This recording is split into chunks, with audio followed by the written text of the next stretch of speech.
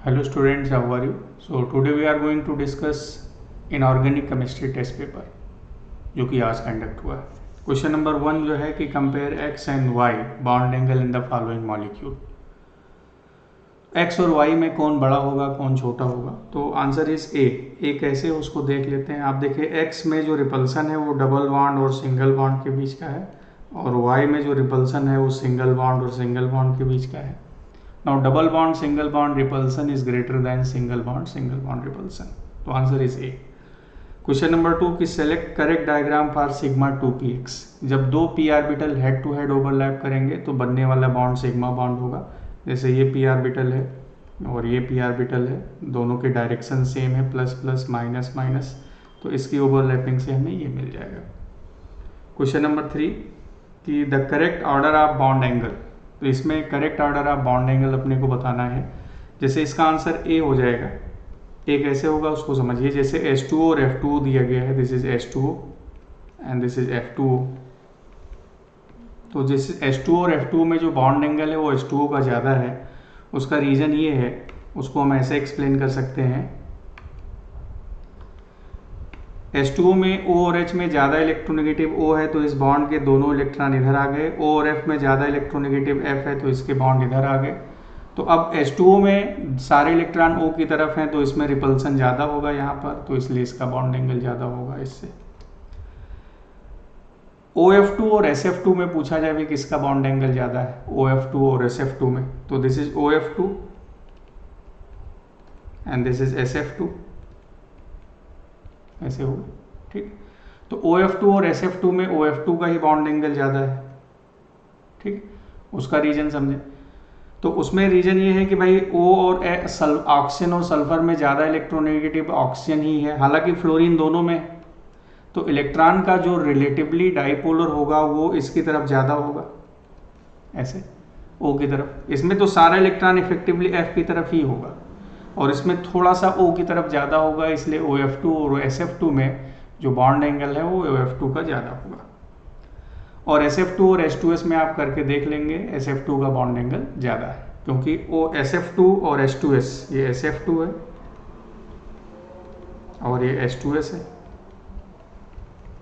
तो हमने आपको बताया है कि अगर सेंट्रल एटम सेम हो तो अटैच्ड एटम की साइज बढ़ने से बॉन्ड एंगल बढ़ता जाता है। तो SF2 में अटैच्ड एटम F है, H2S में अटैच्ड एटम H है, तो अटैच्ड एटम की साइज बढ़ेगी तो बॉन्ड एंगल बढ़ता जाएगा। क्वेश्चन नंबर 4 कि in which of the following set है सेम बॉन्ड ऑर्डर, तो इसका आंसर ए आ जाएगा। N2 का बॉन्ड ऑर्डर 3 आएगा, NO प्लस का भी बॉन्ड ऑर्डर 3 है, CN माइनस का भी बॉन्ड ऑर्डर 3 है। आप जो फार्मूला बताया गया है bond order equal to NBMO minus ABMO upon 2, उससे आप करके देखेंगे तो सबका बॉन्ड ऑर्डर सेम आएगा। बॉन्ड ऑर्डर सेम तभी आएगा जब सब में नंबर ऑफ इलेक्ट्रॉन सेम हो। आप देखिए N2 में भी 14 इलेक्ट्रॉन होते हैं, CN माइनस में 14 इलेक्ट्रॉन, NO प्लस में 14 इलेक्ट्रॉन, O2 प्लस में भी 14 इलेक्ट्रॉन। तो जब सब में नंबर ऑफ इलेक्ट्रॉन सेम है तो सबका बॉन्ड ऑर्डर भी क्या होगा, सेम होगा। ठीक है, आप इसके लिए बॉन्ड ऑर्डर पूरा निकालने नहीं जाएंगे, आप सब में नंबर ऑफ इलेक्ट्रॉन्स काउंट कर लीजिए। जब नंबर ऑफ इलेक्ट्रॉन सेम होंगे तो जाहिर सी बात है कि बॉन्ड ऑर्डर भी सेम होगा। Now which of the following has the most covalent character. इनमें से किसमें कोवेलेंट कैरेक्टर ज़्यादा है? तो कोवेलेंट कैरेक्टर तभी ज़्यादा होता है जब कैटायन छोटा होता है और एनायन क्या होता है, बड़ा होता है। ठीक है, तो कॉपर, अब इसका जो आंसर होगा वो ए हो जाएगा। CuCl में कोवेलेंट कैरेक्टर ज़्यादा है। कॉपर के नीचे सिल्वर, सिल्वर के नीचे गोल्ड। ठीक, तो कॉपर से गोल्ड की तरफ आएंगे तो कैटायन की साइज बढ़ेगी। कॉपर प्लस सबसे छोटा कैटायन है तो इसमें कोवेलेंट कैरेक्टर सबसे ज़्यादा होगा। Question number 6 which of the following overlap has lead to which of the following overlap leads to sigma bond. किससे सिग्मा बॉन्ड बनता है? तो sigma bond head to head overlapping से बनता है, तो इसका आंसर बी हो जाएगा। क्वेश्चन नंबर 7 है कि which of the following molecule has largest bond angle, तो इसका आंसर CO2 होगा क्योंकि CO2 लीनियर होता है। आप ये देखिए लीनियर है तो बॉन्ड एंगल 180 डिग्री हो जाएगा। आपको इसलिए कंपाउंड का शेप जानना जरूरी है। क्वेश्चन नंबर 8 कि in BCl3 planar molecule where NCl3 is a pyramidal, तो एकदम आसान है। BCl3 ऐसे होता है, BCl3 में 3 sigma bond, this is sp2 hybridize. NCl3 pyramidal है क्योंकि N से 3 सिग्मा बॉन्ड है और एक लोन पेयर है, N पर एक लोन पेयर है, तो this is 3 sigma bond 1 lone pair, 3 + 1 = 4, तो इसका आंसर डी हो जाएगा। क्वेश्चन नंबर 9 है कि which of the following molecule species have unpaired electron, किसमें अनपेयर्ड इलेक्ट्रॉन्स हैं। तो आपको इसका MOT बनाना पड़ेगा, आप उसमें देखेंगे तो O2 माइनस में, O2 में अनपेयर्ड इलेक्ट्रॉन 2 होते हैं, O2 माइनस में अब एक इलेक्ट्रॉन बढ़ गया, 16 से O2 17 हो गया, तो उसमें एक अनपेयर्ड इलेक्ट्रॉन हो जाएगा। Now among LiCl, BeCl2, BCl3 and CCl4 the covalent bond character order, किसमें कोवलेंट कैरेक्टर ज़्यादा है, किसमें कोवलेंट कैरेक्टर कम है। तो आप डाइपोल मोमेंट निकालेंगे, पोलैरिटी निकालेंगे, तो CCl4 में कोवलेंट कैरेक्टर सबसे ज़्यादा हो जाएगा, इसका आंसर ये हो जाएगा।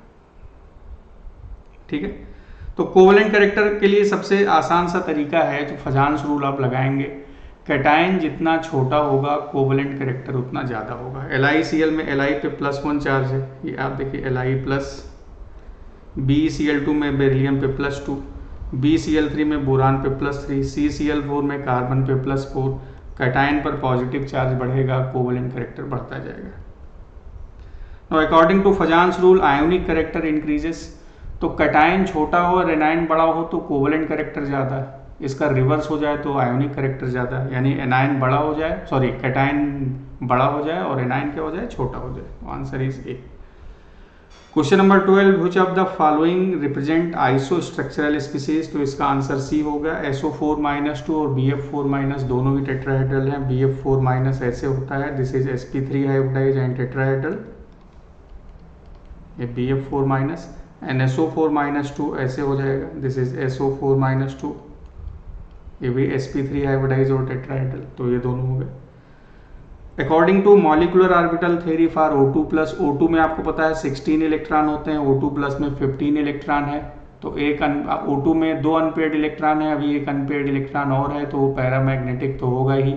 O2+ का बॉन्ड ऑर्डर ज़्यादा होगा, आप इसको कैलकुलेट करके देख लीजिएगा। ठीक है, now bond order of O2 is more than O2+, आप इसको देख लेंगे, इसका आंसर बी आ जाएगा।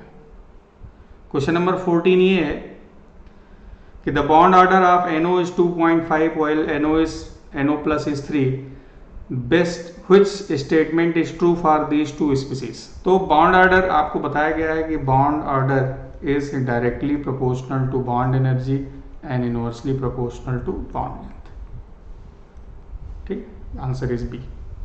Question number 15, select the correct order of thermal stability of the bicarbonates. तो बाइकार्बोनेट्स में किसकी थर्मल स्टेबिलिटी ज़्यादा, किसकी कम। पोलराइजेशन बढ़ने से कोवेलेंट कैरेक्टर बढ़ता है और थर्मल स्टेबिलिटी कम होती है। पोलराइजेशन जितना कम होगा आयोनिक कैरेक्टर ज़्यादा होगा, थर्मल स्टेबिलिटी ज़्यादा होगी। पोलराइजेशन कम तभी होगा जब कैटायन की साइज बड़ी हो।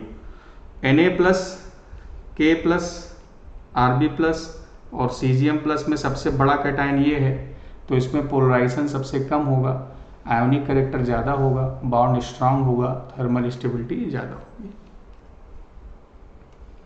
आंसर की में क्वेश्चन नंबर 4 और 5 के आंसर गलत दिए गए हैं, 4 और 5, इन दोनों के ही आंसर ए होंगे, वो आप करेक्शन कर लेंगे।